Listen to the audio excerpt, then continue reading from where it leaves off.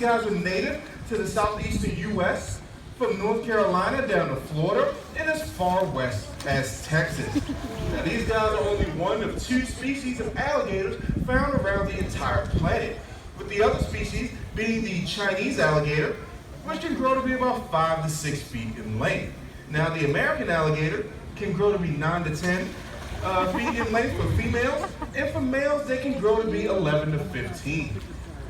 Now you may be wondering, what are we feeding these guys today? Well, we're just handing them out bits and pieces of chicken that's been sitting out for a little bit. Trust me, you do not want to smell these buckets. All right, now, that was bad on my part. Now we have it actually sitting out for these guys because it's easier for them to digest some decaying meat. And it doesn't have to, there we go, it doesn't have to use as much energy to digest that food. Now that sound that you just heard is what's called a popping sound.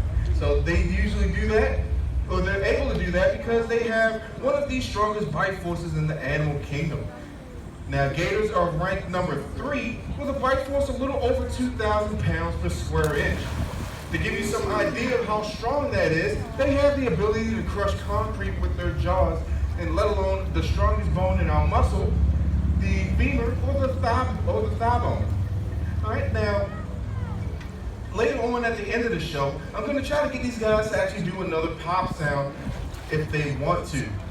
Alright, but anyway, on to the next few facts. So, as you can see, some of these guys are pretty big. Crocodiles actually get a little bit bigger.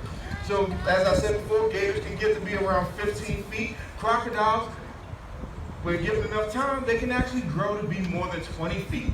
All right, and we actually have 2 crocodilian species here at the park that are pretty big. If you haven't been in Croc Cove yet, we have one in the middle of Croc Cove. His name is Tommy, and he is our largest false gharial. Now Tommy is around 17 to 18 feet long and weighing in at around 1,600 pounds.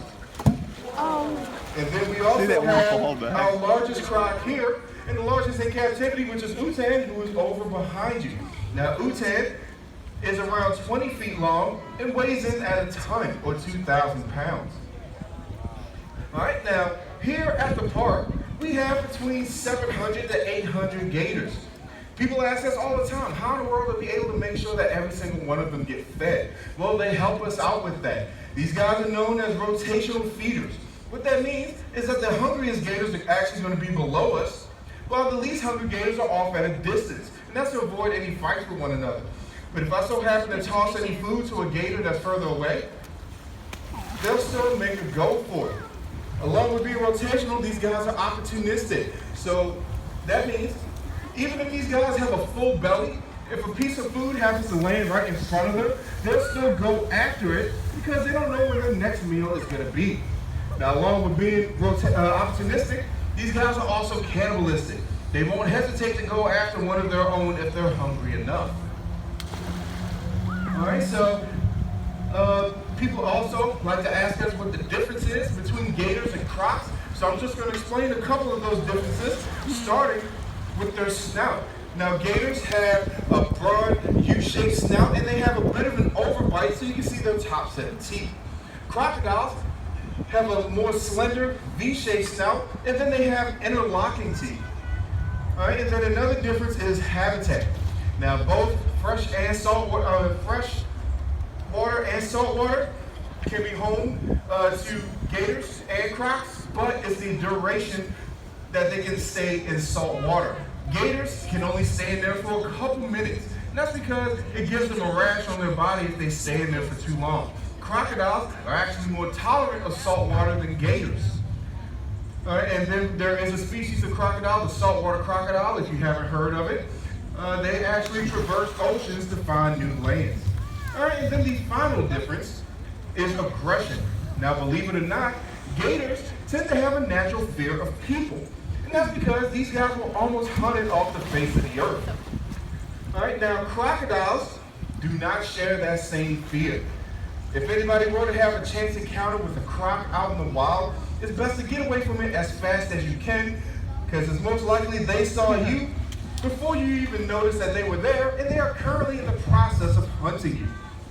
Now I'm down to my final few pieces of chicken. So as I said before, I'm going to try to quiet down to get these guys to do a little bit of popping for us. Now usually they get a little camera shot towards the end of the show, but they've been cooperating pretty good today. So let's see if I can get Big Boy to jump up for us one more time. All right, so I'm down to my final piece right here. See if I can get his attention one more time. And as I said before, sometimes they can get a little camera shot at the end of the show.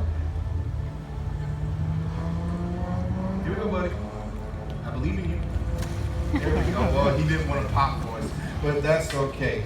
Ladies and gentlemen, that would be the end of the show as soon as looks like Megan is done feeding out. So if anybody has any questions that they want to ask us, or if they just want to talk about whatever, me and Megan will be standing over by the concession stand